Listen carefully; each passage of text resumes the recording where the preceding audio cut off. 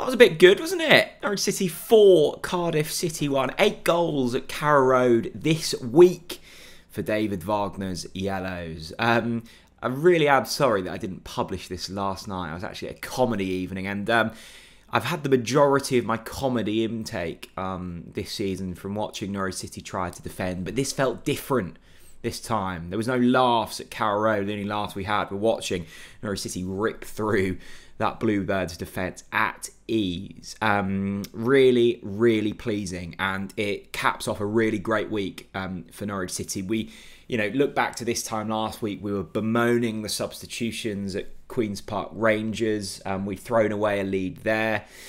Should have probably won that game, but we didn't. But there was something in the back of my mind that felt like if we could replicate the performances that we put in against West Brom and Coventry, this week would be okay. Watford and Cardiff, 2 teams, I'm afraid to say, are just very average at this level. And, the way that I've watched Norwich play in the last week, or last couple of weeks, we've had more than that. We've got real quality in this side. And when you've got Josh Sargent fit and Gabriel Jesus firing, even without Jonathan Rowe, Onel Hernandez has stepped in brilliantly. Marcelino Nunes has come to the front really well. You just felt like we'd have enough for both of those games. And yes, the Watford game was a little bit scary at points, but we got through that, and I think we deserved the win. This was as convincing as it gets, despite us going behind. Collins scored on the 19th minute, and it had been all Norwich City up until that point. I could not believe that Cardiff took the lead. It was comical defending. We'd been pulled apart. I think that is the risk when you throw your fullback so high up the pitch is, you can get out of position. Hanley sort of fell into the net along with Gunn. It was all a bit slapstick. But it was different this time. Maybe it was the quality of opposition we were up against, but there was still a buoyant atmosphere at Carrow Road. I think there was genuine belief throughout the entire fan base that we were good enough to get through this. We would find a way, and that's exactly what we did. Up until Sargent's first goal, he'd managed to miss an open goal with his left foot. I think it was blocked on the line, wasn't it? But this man is, well, like I've said, he's the best striker in the Championship. That's my opinion. The facts back it up as well. He's going at a goal every 80 minutes in the Championship. I suspect the neutrals may look at the top scorer list in the Championship and not even see Josh Sargent registering on it. He's scored 10 this season, but he's barely played. He played the first few games of the season, then he was out for 4 months, and he's still not really entirely match fit. He's been hooked after sort of 50, 60 minutes in quite a lot of his comeback runs. He managed to get the majority of the 90 in against Cardiff, but even then, there were moments where he was sort of hobbling a little bit. This is a man in the absolute peak performance of his career at the moment. He's being played in his preferred position in the 9, and he looks absolutely brilliant doing it. Could have quite easily had a hat-trick or more yesterday. It was just the 2 for him. I say just the 2. The first, sort of a falling finish. But, right place, right time. The second goal of his was almost sort of a scorpion kick, wasn't it? He hit the post and then followed in on the rebound. Josh Sargent leading the line. You have so much faith that Norwich City will score goals. We just look so much better when he's in the side. And look, the form without him wasn't great, and I think a lot of people going, we can't solely blame it on Josh Sargent being missing. That's right, you can't solely blame it. There were other big issues in the side, but this is the stat from Gabriel Sutton: 2.18 points per game when Sargent starts, 1.23 when he doesn't. One of those stats is basically relegation form. The other one is top 6 form. When Josh Sargent starts for Norwich City, we look a better side. 2-1 up at the break. Another of the goals, a brilliant Gabriel Jesus free kick. Lovely to see Sarah back in the goals and in influencing games again. I think he'd had a 6-7 game spell because of the expectations he'd set were so high. If he's not scoring or assisting, people are starting to go, what's happened to Gabby Sarah? Well, his performances have still been great. And it's been lovely this week seeing him score a couple of goals, a couple of really lovely goals. One sort of bullet finish across the keeper against Watford. This free kick, absolutely majestic. Nothing the Cardiff keeper could do. 2-1 at half-time, brilliant. But so often this season, we've either taken the lead or gone into half-time with the lead, much like against QPR, we took the lead, and kind of just sat on it a little bit and defended. And there are times and places for that. Of course there are, and some of the times that's worked. You look back to Hull City. But this was different. We kicked on and we wanted more. And when we got the third, we wanted a fourth. And when we got the fourth, it looked like we wanted a fifth. And that was really pleasing. It was relentless from Norwich City. 58% of the ball, 23 shots on goal, 8 corners, 89% accurate passes, 6 big chances. I mean, Cardiff were outplayed on every single area of the pitch. And Cardiff aren't relegation fodder. I mean, they're not exactly, top 6 material, but they're 14th. They're above Blackburn, they're above Birmingham, they're above Stoke, above a lot of half-decent teams. Yes, they were missing their best players, but this Norwich side absolutely dismantled them. Come out of the break, Sargent scores another. I actually weirdly think my pick of the bunch was the Christian Fastak goal. Fastak had come on, Sidney van Hooijdonk had come on.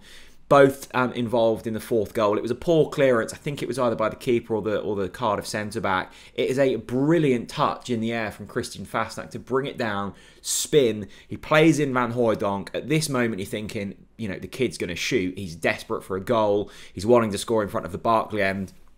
It's a delightfully cushioned ball from Van Hooijdonk into Christian Fastak, and he scores again. And the amazing thing with Christian Fastak is the boy scores goals. Whenever he's called upon, he's usually involved in some manner. And I think the criticism for Christian Fastak has probably become because he's either filling in for Jonathan Rowe, who is just superb, and, he's not Jonathan Rowe, and that's not his fault, or he's filling in for Onel Hernandez. And Onel Hernandez is an incredibly different winger, and Hernandez is coming for stick, but Hernandez is direct, and he's quick, and he's always looking to find the cross. Fastak isn't that. I'd be really intrigued to see Fastak play in the 10. It kind of reminds me of a Marco Stiepermann type role, where not particularly quick, not particularly strong, not particularly tall, but he's effective. He's quietly effective. Again this week, 2 goals for Fastak. He scored a good few this season. That was a really nice finish from Christian Fastak. And, I cannot give this man stick. He's probably not a starter, but when he's called upon, he delivers. And when you've got quality off the bench in the Championship like that, you really need to savour it, because there's not too many sides that have the ability to do that. How many times in the last couple of seasons have we gone, you've looked at the bench and you've gone, there is literally nothing there. Yesterday, completely different. You looked at the bench, Van Hooijdonk comes on, Fastak comes on, Kellen Fisher comes on at right back and does really well. There were options yesterday. Dimi Nunes coming on. I mean, he's an international player. Absolutely brilliant. This was the best performance for me probably of the season. It was relentless. It was confident. There was a bubbling energy around the place, and it's incredible how different an atmosphere can change. In literally the space of a couple of days. On Tuesday night, we'd won, and you felt like you should be positive, but there was this overhanging cloud, wasn't there, of doubt amongst the place. This quashed all of that. Substitutions were fine. It was dominant. Yes, the opposition weren't quite as good as Watford, but who cares?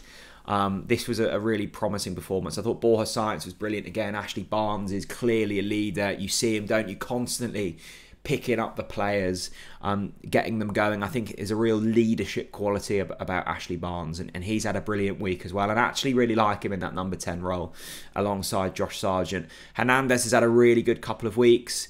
And yes, the numbers still maybe aren't there, but he's effective and he's influencing games, and that's what we like to see from Onel Hernandez. I've not been overly keen on Marcelino Nunes this season. I just think he goes in and out of games a little bit too much. But I saw a different Marcelino Nunes against Cardiff. He was everywhere. He influenced the game.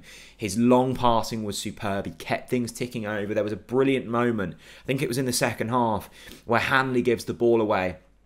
Cardiff are through on goal, and out of nowhere, Marcelino is there with a sliding tackle. That's what I want to be seeing from a midfielder. Buzzy performances, here, there and everywhere. Ollie Skip-like, but with a bit more passing quality than Ollie Skip. I thought Nunes was brilliant. Jack Stacey, again, absolutely brilliant. When he's on fire, he's flying. A completely tireless performance from him down the right-hand side.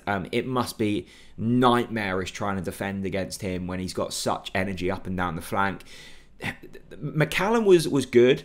The only thing I would say about McCallum, and I think we kind of got away with it because, Cardiff haven't got too much quality, he does find himself out of position a lot, and it does rely on the centre-backs or maybe a Nunes to kind of drop in and fill in. When you're going forwards, great, because you've got an extra man on that left side, and it gives you real threat going forwards.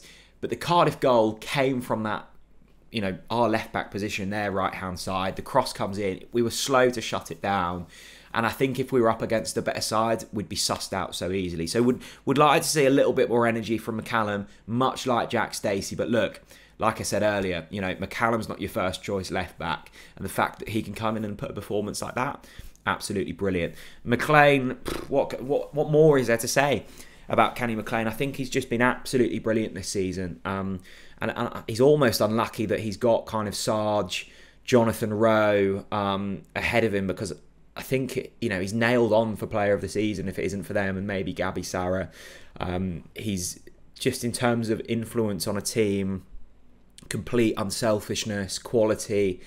He's had it all this season, and I know he's had stick over the years for varying reasons, but you cannot give Kenny McLean stick this season. He has been absolutely superb, and that was a real moment for Norwich City, because granted, we don't really move in the table. We're 7th, and it is very tight, but we are now just a point behind 5th place West Brom. You've got West Brom on 52, Coventry on 51, ourselves on 51, Hull on 51, and then you've got Preston on 49, and then it drops a little bit. We've got 4 points between us and Sunderland, and the run-in looks fairly pleasing, I must say. Blackburn away, they're in a sketchy bit of form at the moment. Then it's Sunderland at home. If you can manage to pick up 2 wins there, bang on for top 6. And, we're very much in a top 6 race now. There was a feeling around the place yesterday that I haven't felt for quite some time, probably since the start of the season. And what would we gone, like 6 unbeaten or something, and Sarge was scoring. A real belief that something can happen here. And it's incredible that we've got into this position. And fair play to David Wagner. He's rallied his troops. He's put himself in the firing line. He's taken multiple bullets here, there, and everywhere. But he's standing strong, and he believes in his squad. And you'd be a stupid man not to believe in this team. And you've got Josh Sargent, Gabby Sarah, John Rowe to come back from injury. Kenny McLean, Angus Gunn, Dimi Nunes. For this level, it's a really, really good squad, and it feels now that we're starting to kind of trend in the right direction. I just have to say how good Josh Sargent is. I cannot emphasise it enough. He is so good at this level. He is the complete number 9 at this level. And, they say, don't they, if you're a young kid wanting to be a number 9, who do you watch? It's Josh Sargent. He links play beautifully. He's so clinical in front of goal. He's got a left foot, he's got a right foot, he can head the ball. He's a nightmare to defend against, and I am getting such joy at the moment from watching Joshua Sargent play football. So there we go. Norwich 4, Cardiff 1. Lots of content coming next week. We've got a really exciting guest on the podcast, a Norwich City legend, the man that I grew up watching, adoring. So I'm really looking forward to having him on the podcast. And let me know what you thought of it down in the comment section below. Thanks for watching, everyone. Bye-bye.